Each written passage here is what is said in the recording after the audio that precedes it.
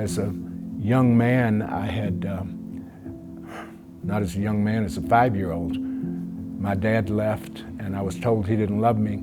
I grew up in 5 different homes, and I felt very unloved and insecure. And this led to me overachieving in life.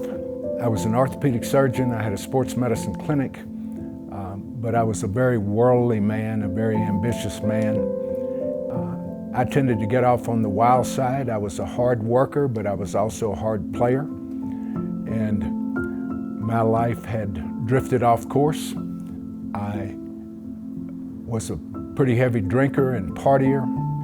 All the pleasures of this world really attracted me. In fact, in my heart, I felt I want to get everything out of this world that I can, because I don't know how long I'll be here. Unexpectedly, after I had opened the sports medicine clinic, a friend of my wife's invited me to see a famous athlete. He was a Harlem Globetrotter, the captain, and he was visiting our town. And I told him I'd go see him. I had the sports clinic and he was a famous man, and I thought it would be a nice thing to do. But I didn't know that it was a revival going on. A preacher got up. I tried to leave the church because I didn't want anybody preaching at me at this period of my life, but it was packed. There must have been 1,000 people there. I couldn't get out. And so I settled back and I listened. The preacher that preached the gospel said, "Did you know that there's a God in heaven and that he loves you?" And this opened my heart, just hearing that I had a father that loved me. And as this was preached, there was a light coming over this man's shoulder, and a voice spoke to me such as I'd never heard before. And he called me by name and he said, "Yes, Buck, I'm real." I believed. I knew that God had spoken to me, and I knew that he was real. That night I gave him my heart.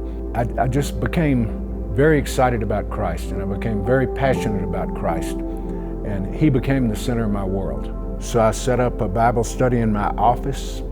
I worked with Campus Crusade for Christ for a while, teaching at medical schools, preaching the gospel and discipling, and would pray with everybody that came to surgery.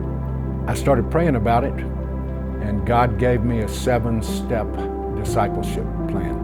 Now, when I talk about discipleship, I still teach this. This is where my heart is now. I'm not talking about what you know. A disciple is not based on what you know. It's based on who you know and how well you know him. And the discipleship that God has given me is how to have an intimate relationship with Jesus Christ. How do I draw near to God, and how do I stay there? And God has just burned in my heart that we need strong, young believers. We need people that have a passion for Christ. Draw near to God, and he will draw near to you.